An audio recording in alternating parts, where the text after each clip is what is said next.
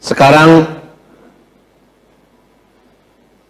akibat satu makhluk kecil ini, jamaah umrah mulai terancam untuk tidak bisa melaksanakan ibadah. Dari berbagai negara, Pak, ditolak. Airport Jeddah sudah mulai melakukan mutasi dan mengembalikan seluruh yang datang. Maka berguncanglah dada saya, teringatlah oleh saya ceramah saya 3 tahun yang lalu.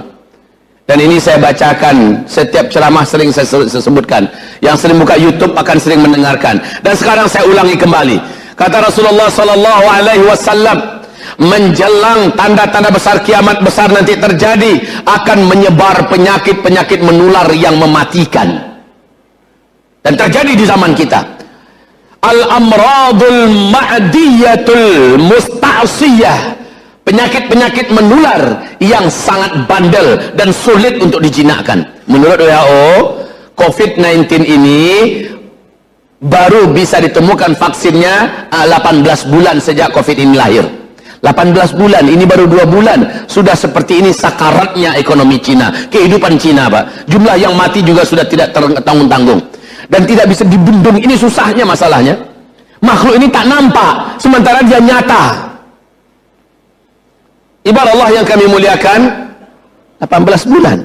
Padahal menurut para pengamat ekonomi dunia mengatakan 2 minggu saja lagi kasus virus di Cina ini tidak bisa diatasi, 53% perusahaan-perusahaan swasta yang ada di Cina mati dan tutup. Dalam 1-2 bulan ke depan enggak juga ada, maka sisa perusahaan yang ada akan mati seluruhnya. Batam sekarang juga sedang merintih, Pak. Batam merintih. Coba siapa yang punya keluarga di Batam, tanyakan pada mereka bagaimana kondisi perusahaan di sana, bagaimana kondisi usaha-usaha raksasa di sana, pabrik-pabrik. Tanyakan pada mereka. Rata-rata Indonesia bergantung kepada Cina. Segala bahan baku dari Cina. Padahal sekarang bahan-bahan baku itu tidak bisa diproduksi. Kota-kota ditutup, pabrik-pabrik di stop. Maka apa yang bisa dibuat? Angka kebangkrutan yang tidak terkira, kehancuran ekonomi yang sudah dipastikan akan terjadi. Ibadah Allah yang kami muliakan, ini sangat-sangat mengerikan. Gelombang yang akan besar akan terjadi di Cina sebentar lagi. Gelombang perlawanan rakyat melawan pemerintah komunis mereka. Melihat bagaimana sikap dan cara pemerintah komunis menghadapi kasus ini, di mana rakyat diperlakukan lebih hina daripada anjing gila. Ibarat Allah yang kami muliakan, ini pelajaran dari Allah. Hanya dengan virus, jangankan melawan Allah, dengan virus saja baru satu Allah gerakkan. Sudah seperti ini sebagaimana Allah menghabisi Namrus dengan bala tentaranya pakai lalat. Allah habisi Abrahah dengan pasukan bergajahnya yang ditakuti oleh ufuk timur dan barat hanya dengan burung ababil. Dan Ya'juj dan Ma'juj nanti yang tak terkalahkan jumlah mereka dan kekuatan mereka hanya dengan kuman dan virus yang lebih ganas lagi. Dan itu adalah riwayat terakhir keberadaan virus di muka bumi, yaitu menghabisi Ya'juj dan Ma'juj. Hanya satu malam mati satu bumi ini Ya'juj dan Ma'juj. Anehnya hanya Ya'juj dan Ma'juj saja yang dipilihnya. Dan juga ini terjadi, Pak, anehnya hanya orang-orang non-muslim yang dipilih. Kalau ada muslim yang kena, pasti muslim ahli maksiat. Maaf kalau saya ngomong begini, kenyataannya demikian. Dan baru kemarin terbongkar, ada seorang dokter muslim yang soleh, dokter berhasil meruqyah seseorang yang kesurupan jin. Setan yang ada dalam tubuh orang itu diajak berbicara dan berbicara tentang virus corona. Apa kata mereka? Yang membuat virus corona ini adalah Illuminati. Mereka yang menciptakannya dan mereka sudah merancangnya. Dan kita sudah tahu semua, Illuminati dan Freemasonry punya program 2022. Jumlah populasi manusia di muka bumi ini hanya 500 juta saja boleh lagi masih hidup. Berarti selebihnya harus mati. Ini program mereka, Pak. 50 program rahasia mereka, yaitu Freemasonry yang dikendarai oleh Illuminati dan Freemasonry, The New World Order yang dikendarai oleh Illuminati dan Freemasonry. Program mereka adalah matikan manusia sebanyak-banyaknya. Dan mereka menciptakan virus yang ganas ini. Lalu kata setan itu, kami yang bertugas untuk menyebarluaskannya. Teringat oleh saya hadis Nabi, la adwa, tidak ada satupun penyakit menular yang menular dengan sendirinya. Ternyata ternyata penyakit menular itu penularannya adalah bantuan jin dan setan. Atau yang kedua, ditularkan secara paksa, yaitu disuntikkan atau berhubungan intim, berciuman langsung, atau berhubungan intim langsung, maka terjadilah penularan secara langsung. Nah, kalau lewat udara dan sebagainya, menurut hadis Nabi, setanlah yang mengantarkannya. Dan ternyata setannya diajak diskusi, benar, mereka lah yang menyebarkan itu. Ketika ditanya kepada mereka, kepada setan kafir ini, kenapa kalian tidak mendatangi orang muslim? Kami tidak bisa menembus mereka. Ini penting, Pak. Bu, kami tidak bisa menembus orang-orang muslim. Orang muslim yang macam mana? Orang-orang muslim yang menjaga agamanya dan berpegang erat dengan agamanya. Mereka sholat dan tidak bermaksiat. Tubuh mereka mengeluarkan cahaya. Virus yang kami bawa tidak bisa menembus dan memasuki cahaya yang ada keluar dari tubuh mereka. Ini pernyataan setan itu. Allahu Akbar. Masya Allah, ini betul perlu diingat, Pak. Kalau ada muslim-muslim yang kena, pasti muslim itu ahli maksiat. Atau baru saja dia melakukan maksiat yang besar. Dia telah lukai hati orang tuanya, dia telah tipu ke temannya, dia telah makan riba, dia telah lakukan perzinahan, sehingga virus itu masuk. Adapun muslim yang soleh, yang taat, berkat solatnya, seperti kata Rasulullah, as-solah ila solah fama bainahuma kafaratun lima bainahuma.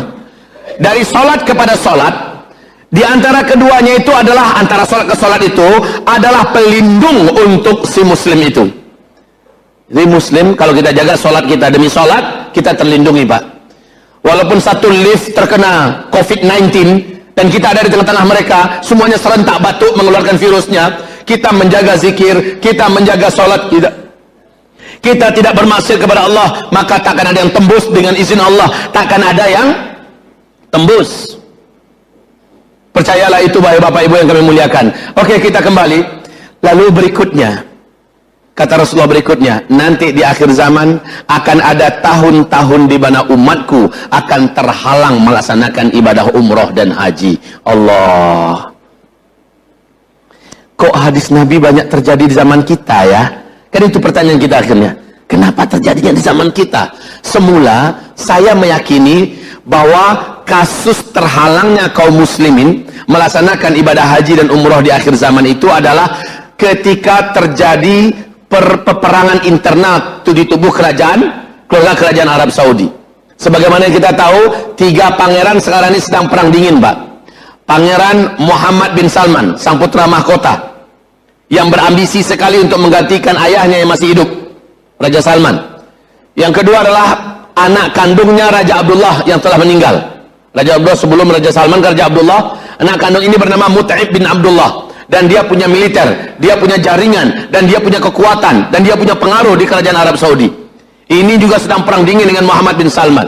Kemudian juga Khalid bin Talal. Ini juga pemilik kekayaan dan militer, pemilik kepolisian militer. Kaum muslimin yang kami muliakan, mereka ini sedang bergaduh.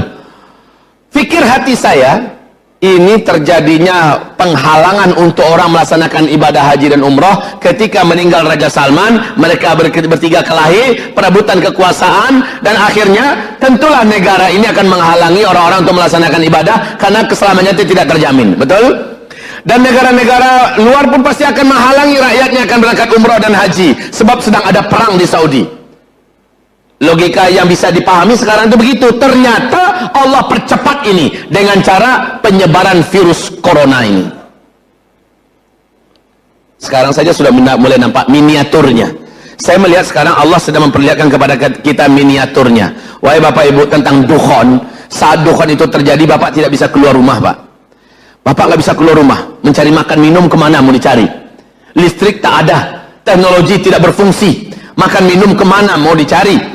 Bapak tidak bisa kemana-mana. Bumi gelap gulita segelap-gelapnya karena bersatunya partikel-partikel daratan bumi yang meledak kemudian membumbung ke udara, menyelimuti atmosfer bumi kita, bersatu dengan asap yang teramat sangat tebal, dan ini panas, dan ini lamanya 40 hari 40 malam. Kita tidak berkutik, tak bisa kemana-mana. Kelaparan, penyakit segala macam menyebar dalam 40 hari itu. Tak terkira, Pak, penderitaan kita. Nah, miniatur ini sekarang sedang terjadi di kota-kota yang dikarantina. Rakyatnya tak boleh keluar dari apartemen. Rakyatnya tak bisa mau cari makan. Ternak-ternak mereka, sapi mereka yang jumlahnya puluhan ribu, bahkan ada yang ratusan ribu, mati sekarang ini, Pak. Ternak ayam mereka yang tak terkira banyaknya mati karena tak ada lagi pengurus atau pemiliknya yang bisa memberi mereka makan. Semua ternak-ternak mati. Dan ini dalam Dukhon nanti juga demikian. Dukhon lebih parah lagi, Pak. Kalau sekarang masih ada listrik yang bisa menerangi rumah, komunikasi masih bisa dilangsungkan, ya, air masih bisa mengalir. Tapi ketika Dukhon nanti, air pun tak bisa lagi diantarkan ke rumah-rumah.